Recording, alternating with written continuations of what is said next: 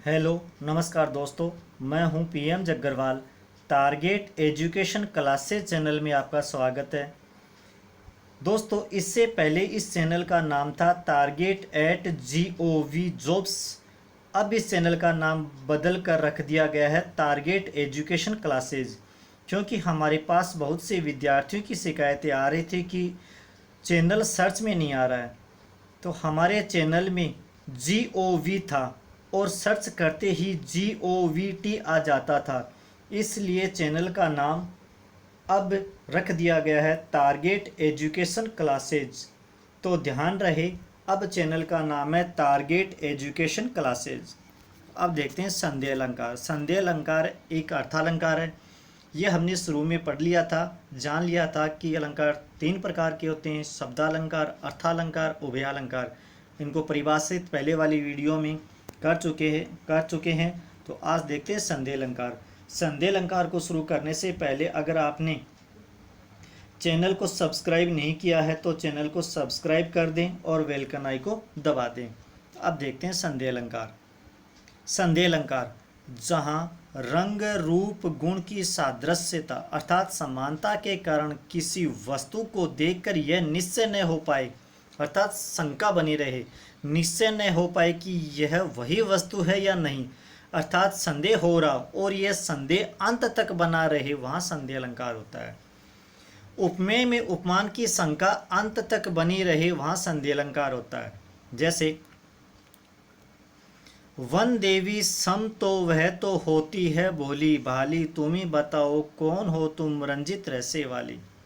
यह दोहा लक्ष्मण ने वन में रहने वाली एक कन्या को देखा, तब कहा कि वन देवी सम तो वह तो होती है भोली भाली, वन की देवी तो भोली भाली होती है, तुम ही बताओ कौन हो तुम रंजित रहसे वाली, तुम रहसे वाली देवी कौन हो, अर्थात तुम मानवी हो, दानवी हो, वन की देवी हो, मुझे अभी तक शंका है तुम वास्तव में कौन हो।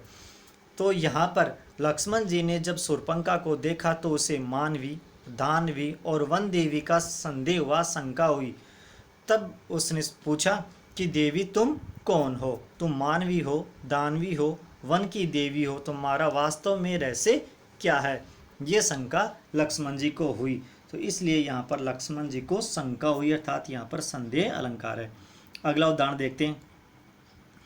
सारी विच नारी है कि नारी विच सारी है, सारी की ही नारी है कि नारी की ही सारी है। महाभारत में दुशासन ने जब द्रौपदी का चीरहरण किया था, द्रौपदी का चीरहरण किया था, तो द्रौपदी का चीरहरण हो नहीं पा रहा था, क्योंकि द्रौपदी का चीरहरण होते समय श्री कृष्ण ने उसका चीर बढ़ा दिया था। तो दुशासन ने कहा कि द्रौपदी द्रौपदी द्रौपदी साड़ी में लिपटी है या द्रौपदी साड़ी में लिपटी है या साड़ी ही द्रौपदी की बनी है, ये शंका उसे हुई। देखो यहाँ पर महाभारत में दुशासन ने द्रौपदी की साड़ी खींची, तब दुशासन ने कहा कि साड़ी के बीच में नारी लिपटी है या साड़ी नारी से बनी है। ये संदेह हो गया था, दुशासन को ये संदेह हो गया था कि ये द्रौपदी साड़ी की बनी है या साड़ी में लिपटी है। अगला उदाहरण, कही से प्रेम एक एक पाही, राम लखन सखी होए नाई। यहाँ पर ग्रामीण स्त्रियाँ आपस में बात कर रही है। यहाँ ग्रामीण स्त्रियाँ आपस में बातें कर रही है कि हे सखी, जो सामने से आ रहे हैं वह राम लखन है या नहीं, अर्थात राम लखन और राम लक्ष्मण शत्रुघ्न और भरत में अत्यधिक समानता के कारण ग्रामीण स्त्रियों को शंका हुई, संदेह हुआ। अत्यधिक समानता के कारण ग्रामीण स्त्रियां भरत और शत्रुघ्न को राम लक्ष्मण समझ बैठी।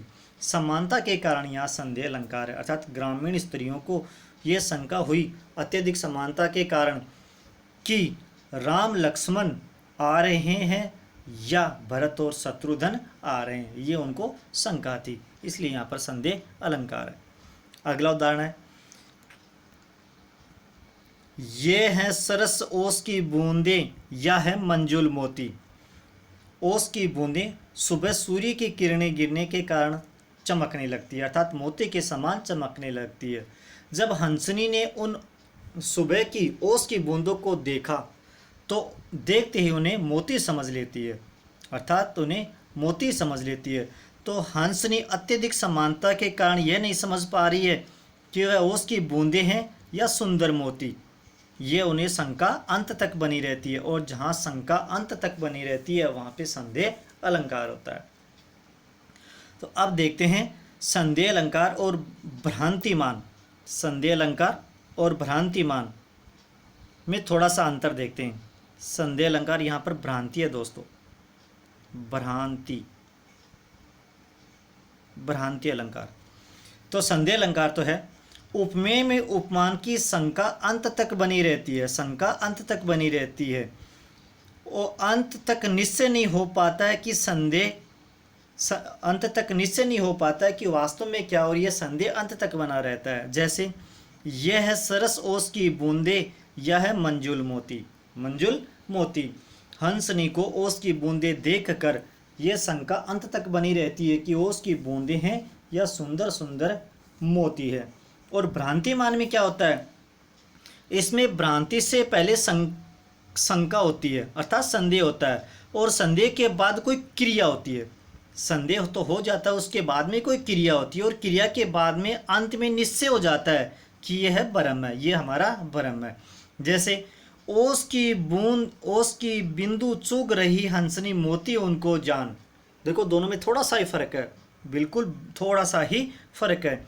यहाँ पर हंसनी है वह ओस की बूंदें समझ रही है, यहाँ तक तो है संदेह अलंकार। ओस की बूंदें चमकने के कारण सूर्य की किरणें लगने से जो ओस की बूंदें चमकती है उसके कारण उसे मोती लगते हैं। परंतु जैसे ही वह क्रिया करती है, हंसनी जैसे क्रिया करती है, अर्थात उन मोतियों को चुगना प्रारंभ कर देती है, तब उनका ये भ्रम बदल जाता, ये संदेह बदल जाता है, अर्थात भ्रांति में बदल जाता है। ओस बिंदु चुग रही हंसनी मोती उनको जान।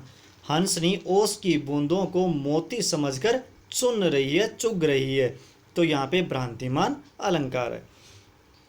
दोस्तों वीडियो कैसा लगा कमेंट में ज़रूर लिखें, और वीडियो को लाइक एंड शेयर करना न भूलें। धन्यवाद दोस्तों।